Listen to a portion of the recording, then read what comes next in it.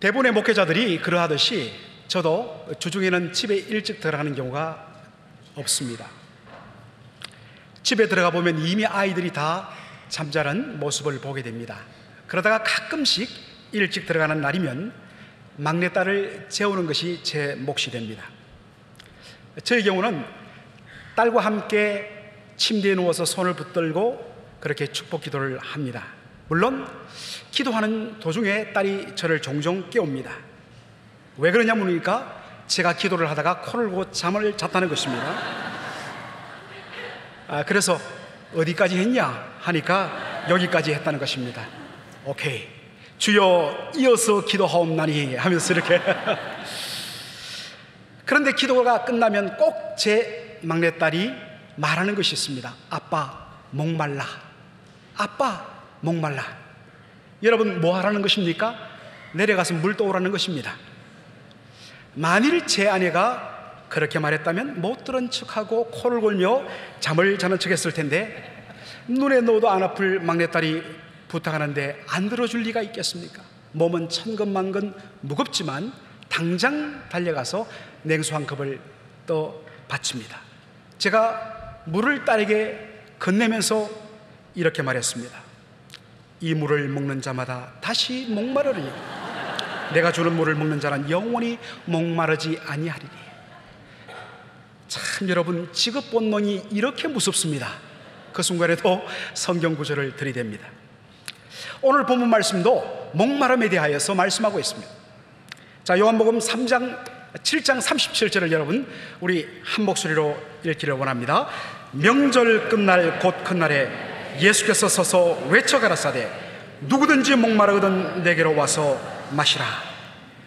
여러분, 이 본문 말씀을 보면요, 예수님이 이 말씀을 언제 하셨다고요? 그렇습니다. 명절 끝날 곧 큰날에 하셨다는 것입니다. 그러면 여기서 말씀하는 명절은 어느 날이냐? 본문을 쭉 위로 올라가면 요한복음 7장 2절에 초막절이라고 되어 있습니다. 그런데 그 당시 초막절에는 매일 아침마다 한 특별한 종교 의식이 행해졌습니다. 그것은 제사장이 실로암 연못가로 가서 금으로 만든 병에다가 물을 담아 성전으로 다 와서 제단 위에 붓는 것이었습니다. 그런 동안 곁에는 나팔 소리와 함께 성가대의 찬양이 울려 퍼집니다. 그런데 이 의식을 한 번만 하느냐? 아닙니다. 초막절기 날마다 매일 한 번씩 했습니다. 그리고 마지막 날 끝날 제7일에는 자그마치 하루 동안 6번을 반복해서 이 일을 했다고 합니다. 성도 여러분, 질문 들어갑니다. 왜 초막절 동안 이러한 종교 행사가 열렸던 것일까요? 많은 이야기들이 있지만 그 실마리가 바로 이 의식이 진행될 동안에 암송되어졌던, 모든 성도들이 암송했던 그 성경 구절에서 발견할 수 있습니다. 그것이 이사야 12장 3절의 말씀입니다. 그러므로 너희가 기쁨으로 구원의 우물들에서 물을 기르리로다. 너희가 기쁨으로 구원의 샘에서 물을 기르리로다. 왜 초막절 동안 날마다 연못에서 물을 뜨다가 제단 위에 부었느냐 하면 바로 구원에 대한 목마름 때문이었습니다. 그 영적인 목마름이 너무나 갈급하여서 초막절 날 마지막 날에는 힘들게 6번을 반복해서 물을 떠다 부었다는 것입니다. 이것을 행할 때마다, 물을 부을 때마다 그 자리에 모인 모든 백성들의 마음속에 이런 탄식이 들어 있었을 것입니다. 하나님 목마릅니다. 채워주소서. 하나님 목마릅니다. 채워주소서. 이 모습을 예수님이 보셨습니다. 그래서 요한복음 7장 37절에 예수님이 어떻게 반응합니까? 예수께서 서서 외쳐 가라사대 영적인 목마름과 구원에 대한 열망으로 몸부림치는 그들의 모습을 그냥 앉아서 볼 수 없어서 벌떡 일어서셨습니다. 그냥 조용히 속삭이듯이 말할 수 없어서 소리 외쳐 말씀하셨습니다. 누구든지 목마르거든 내게로 와서 마시라. 성도 여러분, 이 말씀을 어떻게 보아야 할까요? 저는 예수님의 이 말씀을 이렇게 보면 더 정확하게 이해할 수 있다고 생각합니다. 내게로 와서 마시지 않고서는 결코 너희의 목마름을 풀 수 없다. 내게로 와서 마시지 않으면 너희들의 영적인 갈급함을 해소할 수 없다는 것입니다. 여러분, 왜 예수님이 아니고서는 우리 인생의 목마름을 해소할 수 없을까요? 저는 두 가지로 보는데, 첫째로 바로 우리 인생의 존재적 특성 때문에 그렇습니다. 우리 인생의 존재적 특성 때문에 그렇습니다. 전도서 3장 11절의 말씀을 여러분 한번 보기를 원합니다. 전도서 3장 11절의 말씀 다 같이 읽겠습니다. 하나님이 모든 것을 지으시되 때를 따라 아름답게 하셨고 또 사람에게 영원을 사모하는 마음을 주셨느니라. 하나님이 사람에게 무엇을 주셨다고요? 영원을 사모하는 마음. 근데 성도 여러분, 이 영원을 사모하는 마음을 보다 정확하게 히브리 원어로 번역하면 이렇습니다. 하나님이 사람의 마음속에 영원한 것을 두셨다. 뭐라고요? 하나님이 사람의 심령 속에 영원한 것을 심어 두셨다는 것입니다. 바로 이런 이유 때문에 영원한 것이 아니고서는 우리 인생의 심령을 그 무엇도 채울 수가 없다는 것입니다. 그런데 여러분, 이 세상 가운데서 하나님 외에 영원한 것이 어디 있습니까? 그렇다면 우리 인생은 오직 영원하신 하나님 한 분으로만 채워질 수 있는 것입니다. 그런데 타락한 이후 인간은 하나님 아닌 다른 것으로 자신을 채우고자 했다는 것입니다. 그 대표적인 인물을 들려면 누구를 들겠습니까? 바로 솔로몬 왕입니다. 그는 온갖 부귀영화를 한 몸에 다 누렸습니다. 1000명의 아내를 거느리면서 육적인 쾌락을 즐겨봤습니다. 늘 주지 육림 속에서 얼마나 많이 퍼마셨던지 술이 그냥 호수가 되었습니다. 고기 덩어리가 숲을 이루었습니다. 주지 육림의 그 연애를 누리면서 신나게 즐겨봤습니다. 이 모든 것을 다 누린 그가 마지막에 고백한 것이 무엇입니까? 전도서 1장 2절에 헛되고 헛되며 헛되고 헛되니 모든 것이 헛되도다. 성도 여러분, 왜 그럴까요? 우리 인생은 영원하신 하나님 아니고서는 결코 채워질 수 없는 존재이기 때문입니다. 그러므로 하나님 이외의 것으로 채워지면 무엇이 남는다는 것입니까? 허망한 밖에는 남지 않는다는 것입니다. 요한복음 4장에 보면 사마리아 우물가에서 예수님이 한 여인을 만나십니다. 여러분, 사마리아 여인을 생각하면 자동적으로 연상되는 것이 무엇입니까? 그렇습니다. 5번 결혼한 과거입니다.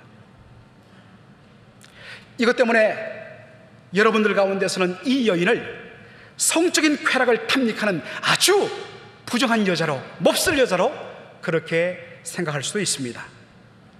그러나 사실 여러분, 이 여인이 남들은 한 번도 하기 힘들고 정말 힘들어하는 그 결혼을 5번 반복하고 실패하고도 지금 또 다른 남자와 살고 있는 그 근본 동기는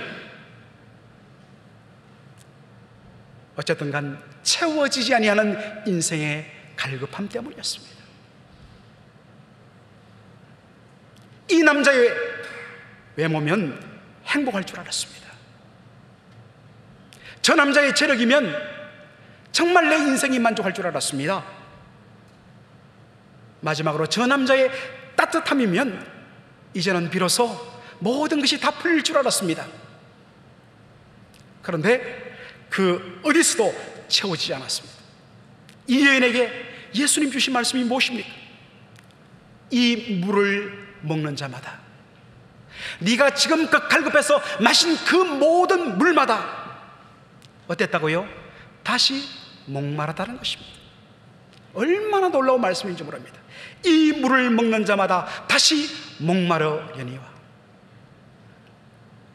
한참 오래전에 어떤 자매가 저에게 결혼 상담을 요청했습니다. 인간적으로 보니까 이 형제가 자매보다 조금 못해 보였습니다. 더군다나 그 형제는 약간의 장애를 가졌습니다.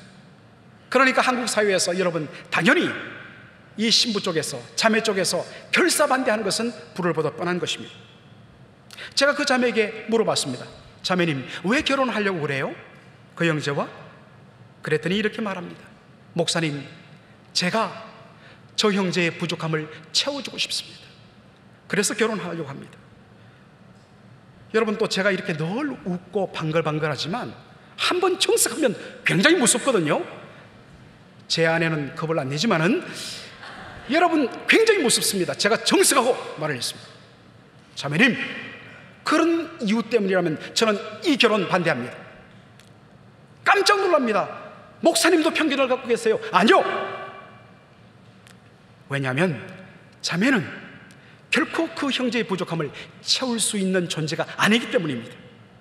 그게 우리 인생입니다. 결국 그런 목적으로 결혼한다면 두 사람에게는 불행밖에 남지 않습니다. 성도 여러분, 우리 인생은 결코 하나님 외에는 그 무엇으로도 채워질 수 없는 존재입니다.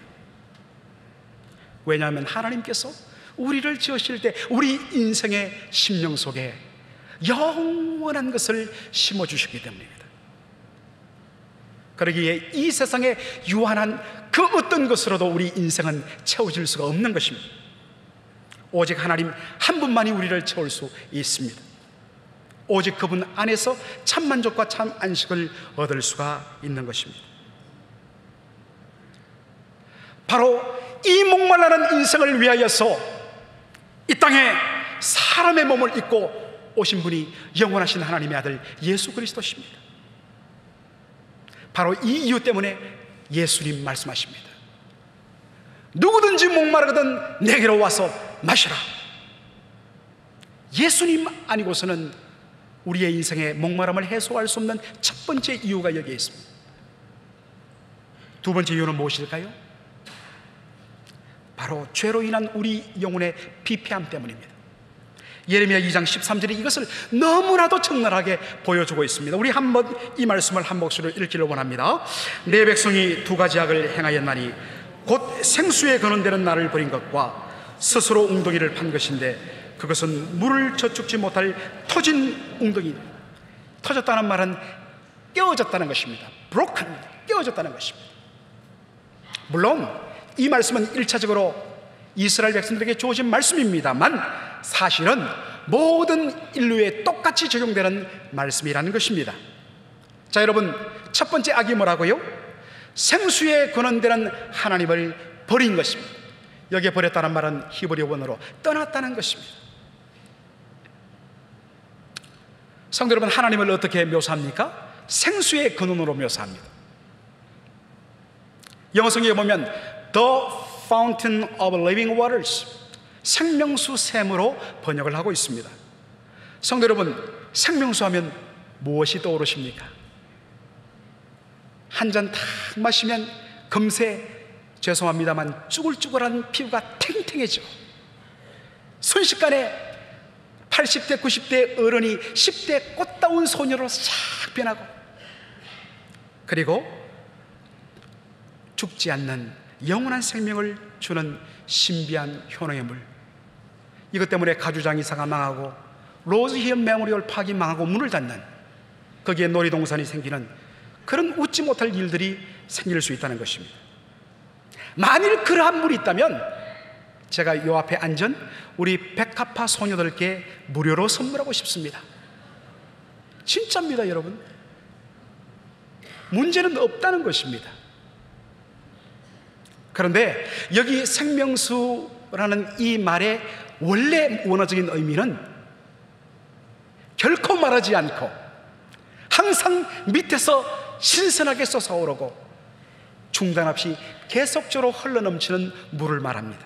하나님이 누구시라고요? 생수의 근원입니다. 결코 마르지 않고 계속해서 솟아오르고 중단 없이 계속 흐르는 물로 가득 찬 샘, 이것이 바로 우리 하나님이십니다. 성도 여러분, 그러면 우리 인생이 어떻게 이 생수를 맛볼 수 있을까요? 우리가 땅을 파요? 아니에요. 우리가 할 일은 오직 하나뿐입니다. 생수의 근원이신 하나님 안에 거하면 됩니다. 하나님을 떠나지 않고 하나님 안에만 거하면 언제든지 우리가 생수를 마실 수가 있습니다. 그런데 어떤 일이 일어났습니까? 인생이 생수의 근원 대신 하나님을 버렸다는 것입니다. 생수의 근원 대신 하나님을 떠났다는 것입니다. 성경은 이것을 죄라고 이야기하고 있습니다. 그럼 두 번째 악은 무엇입니까? 생수의 근원 대신 하나님을 떠나 스스로 웅덩이를 팠다는 것입니다. 자, 이제 하나님 도움 필요 없어, 내 인생 내가 스스로 책임질 수 있어라고 하여서 열심히 웅덩이를 팝니다. 그리고 수고롭게 거기에다가 깨끗한 물을 계속해서 부어서 가득 채웠습니다. 그런데 잠시 후 돌아보니까 물이 싹 빠지고 한 방울도 남지 않는 것입니다. 이상하다 해서 또다시 멀리 가서 깨끗한 물을 퍼오고 밤새도록 퍼서 가득 채웠는데 돌아서면 싹 빠지더라는 것입니다. 대부분의 인생은 그 이유를 모르는 채로 목말라 하면서 계속적으로 이 수고를 반복하는 것입니다. 그런데 알고 봤더니 어떤 일이 일어났다고요? 스스로 판 그 웅덩이 밑이 쫙 갈라지고 끼어졌다는 것입니다. 그러니 아무리 부어도 물이 밑으로 빠져나가고 메마를 수밖에 없다는 것입니다. 성도 여러분, 이것이 보여주는 것이 무엇입니까? 하나님을 떠나 자신의 힘으로 만족하고 행복을 추구하려던 인생이 만나는 목마름이라는 것입니다. 여러분, 이것을 가장 잘 보여주는 이야기가 무엇이겠습니까? 그렇습니다. 바로 탕자의 비유입니다. 탕자가 아버지께 유산을 분배를 요청합니다. 여러분, 유산은 언제 나눠줍니까? 그렇습니다. 부모가, 아버지가 돌아가신 후에 나누는 것이 유산입니다. 그런데 멀쩡히 아버지가 살아있는데 유산을 요구합니다. 무엇을 의미합니까? 아버지를 살아있는 존재로 인정하지 않겠다는 것입니다. 아버지의 존재를 부인하겠다는 것입니다. 결국에는 유산 분배를 받아서 먼 나라로 떠납니다. 이제는 더 이상 아버지의 간섭을 받지 않고 내 뜻대로, 내 마음대로 즐기며 살고 내 욕망이 이끄는 대로 정말 살면 행복할 줄 알았습니다. 그렇게 살았습니다.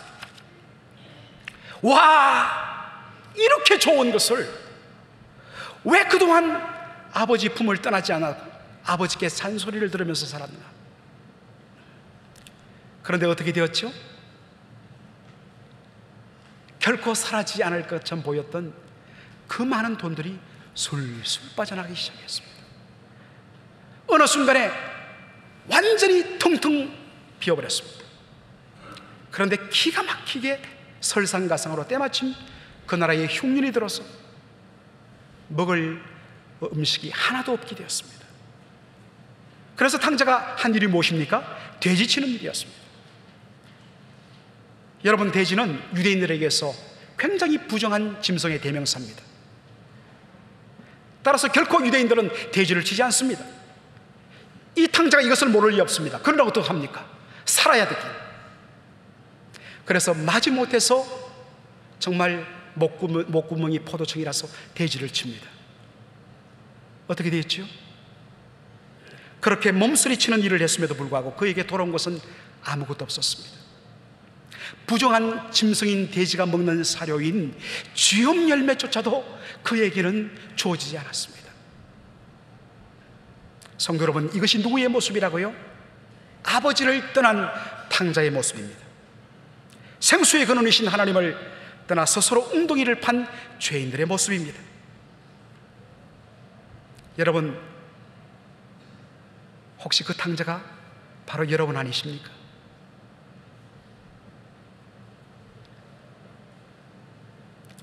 탕자가 이 절대 빈곤의 그 가운데서 어떠한 결단을 내립니까?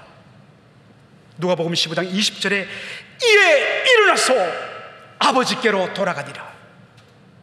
아버지께로 돌아가니라. 문제를 해결하는 방법은 아버지께로 돌아가는 것입니다. 목마른 자가 그 갈급함을 해소하는 방법은 생수의 근원이신 하나님께로 되돌아가는 것입니다. 10년 전에 정말 아주 대박을 친 영화가 하나 있는데, 아마 이 가운데 상당수의 성도들은 보셨을 것입니다. 달마야 놀자. 내용은 이렇습니다. 조직 폭력배들이 서로 다투다가 상대파에 의해서 쫓겨서 우연하게 도망쳐 들어간 곳이 바로 산속절간이었습니다.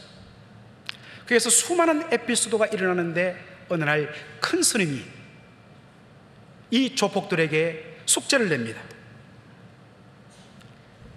깨어진 독에, 깨어진 항아리에 물을 채우라는 숙제입니다.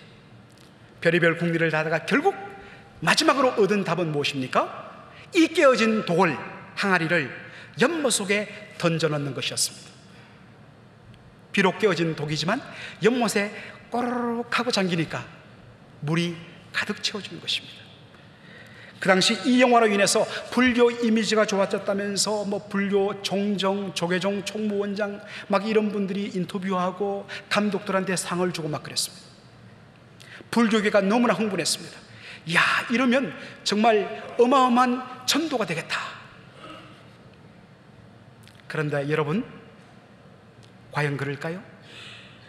이 영화는 역설적으로 도리어 불교의 한계를 보여주고 있습니다.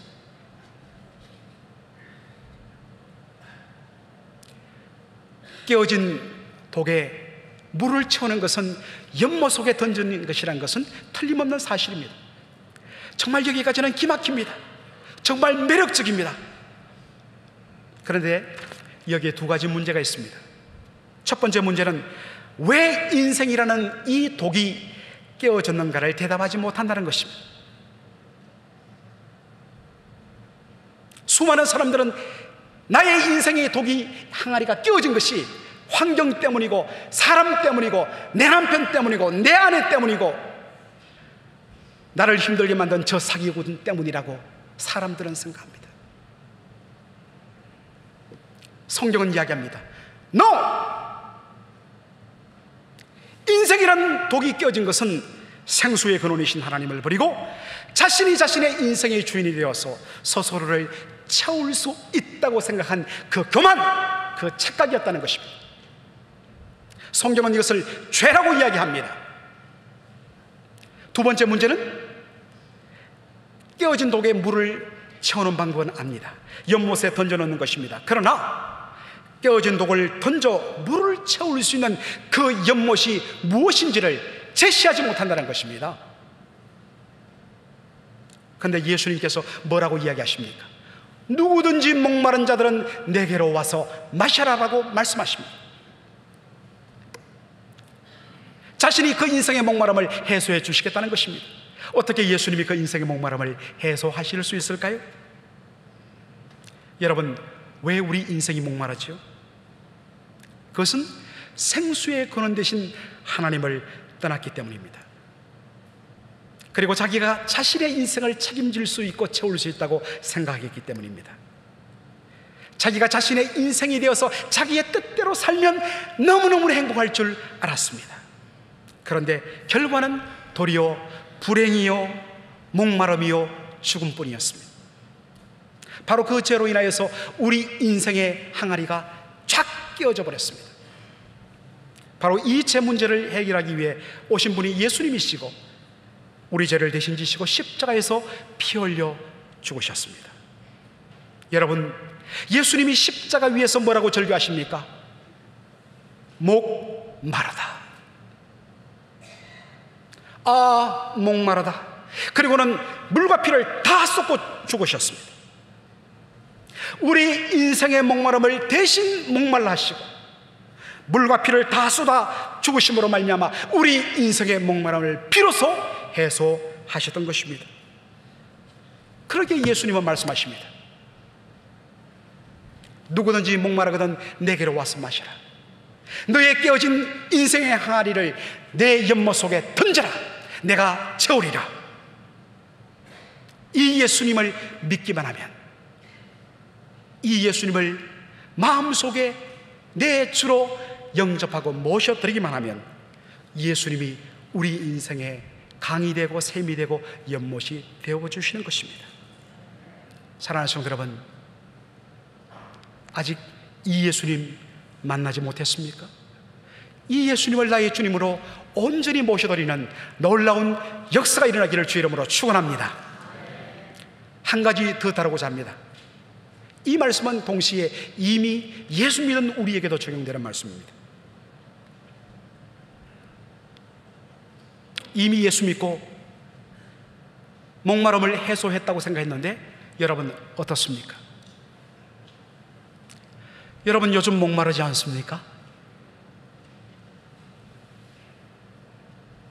틀림없이 예상컨대 이 자리에 계신 많은 분들이 지금 목말라 하실 것입니다. 왜 내 영혼이 요즘 이렇게 목마를까? 꼬박꼬박 예배드리고 큐티하는데도 왜 이렇게 목마를까? 예배를 드리는데 남들은 내가 경건하다고 볼지 모르지만 나는 알아. 집중이 안 되고 형식적이고 말씀이 들리지 않고, 왜 이렇게 요즘에 신경이 날카로워졌는지 내 옆에 누가 서기만 해도 쫙쫙 베어지는,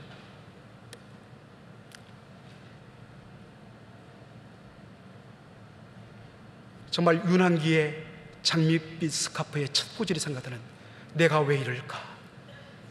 아시는 분은 아시죠? 내가 왜 이럴까?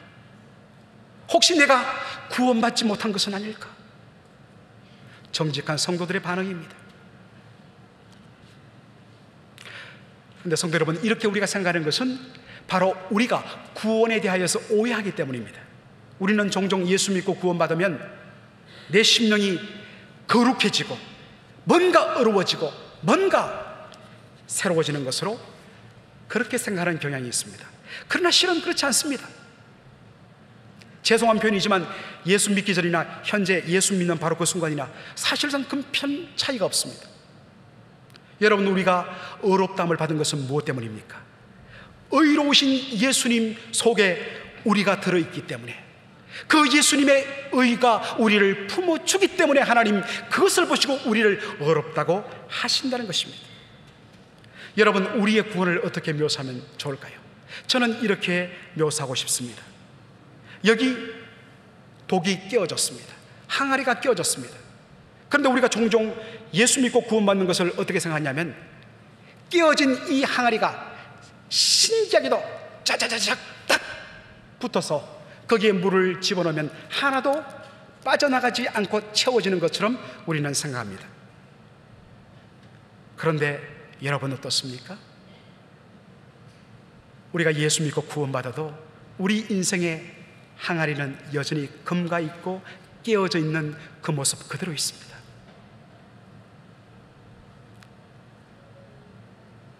어떻게 채울 수 있느냐?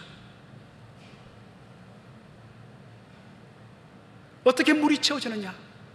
그 끼어진 항아리를, 독을 연못 속에 집어넣음으로 채워지게 되는 것입니다. 이것이 바로 우리의 구원입니다. 그러므로 예수 믿고 구원받은 우리가 할 일은 무엇입니까? 더욱 깊은 은혜의 강가로, 강물 속으로 우리를 잠기게 하는 것입니다. 그런데 만일 이제는 내가 뭔가 좀 되었겠지 하고, 이제는 뭔가 좀 채워진 양 하고 그렇게 자기를 과시하면 쭉 일어서면 어떻게 됩니까?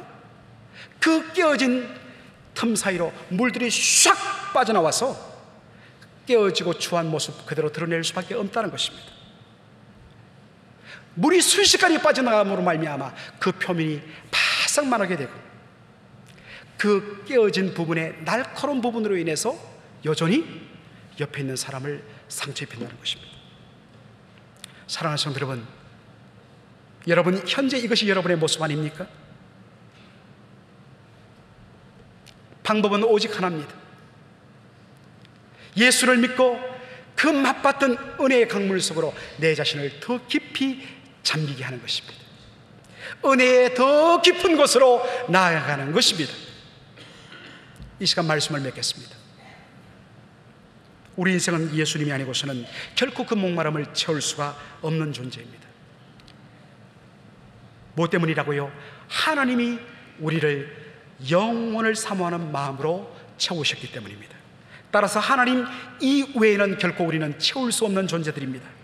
그런데 수많은 사람들이 물질로, 쾌락으로, 명예로, 사람으로, 배우자로, 돈으로 그것을 채우려 합니다. 무엇이 남는다고요? 허망한 밖에는 남지 않습니다. 끝없는 목마름 밖에는 남지 않습니다. 바로 그러한 우리를 향하여 예수님 초대하십니다. 둘째는 우리가 생수의 근원이신 하나님을 버리고 떠나서 스스로 웅덩이를 판 것인데, 그 웅덩이는 깨어져서 물 한 방울도 담을 수 없는 그러한 웅덩이입니다. 수고하고 애써도 남는 것은 오직 메마름과 갈급함 뿐입니다. 어떻게 하면 된다고요? 생수의 근원이신 하나님께로 돌아가면 되는 겁니다. 아버지께로 돌아가기만 하면 되는 것입니다. 깨어진 내 영혼을 생수의 강 대신 예수께 던져서 온전히 잠기게 하면 된다는 것입니다. 우리가 할 일은 오직 하나입니다. 예수님 목마릅니다. 오셔서 채워주옵소서.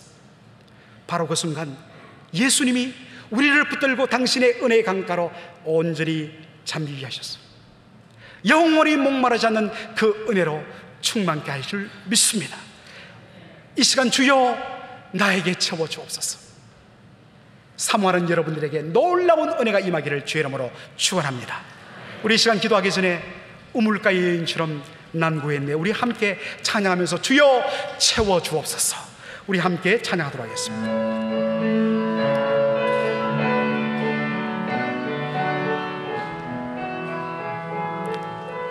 우물가의 여인처럼, 우물가의 여인처럼 난구했네.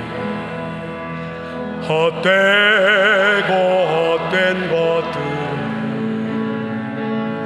그때 주님 하신 말씀, 내 세매와 생수를 마셔라. 오 주님 채우소서. 오 주님 채우소서.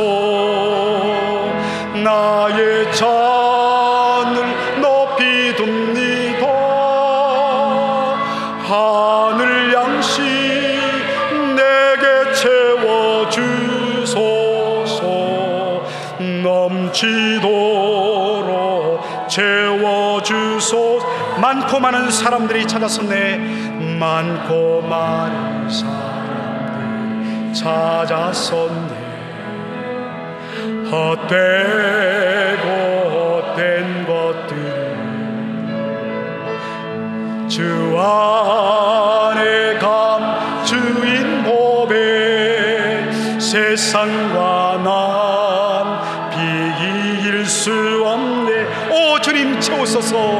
오 주님 채우소서. 여러분의 잔을 높이 드십시다. 나의 잔을 높이 둡니다. 하늘 양식, 하늘 양식 내게 채워주소서. 넘치도록 채워. 손을 들면서 오 주님 채우소서. 오 주님 채우소서. 나의 잔을 높이 둡니다. 하늘 양식 내게 채워주소서. 넘치도록 채워주소서. 하나님 목마릅니다. 하나님 한 분 외에는 그 무엇도 우리의 심령을 채울 수 없는데, 하나님을 떠나 물질로, 쾌락으로, 사람으로 채우려 했던, 그러나 남는 것은 헛되고 헛된 허망밖에 없는 하나님을 떠나서 내 마음대로 살면 행복할 줄 알았는데 남는 것은 인생의 파산밖에 없는 주여, 우리 이 모습 이대로 돌아옵니다. 주여, 돌아오니 맞아주시고 주여, 당신의 은혜의 강물로 채워 주옵소서. 갈급한 우리의 영혼 주여, 더 깊은 은혜의 강물로 던져오니 채워 주옵소서. 감사하며 우리 주 예수님의 이름으로 기도하옵나이다. 아멘.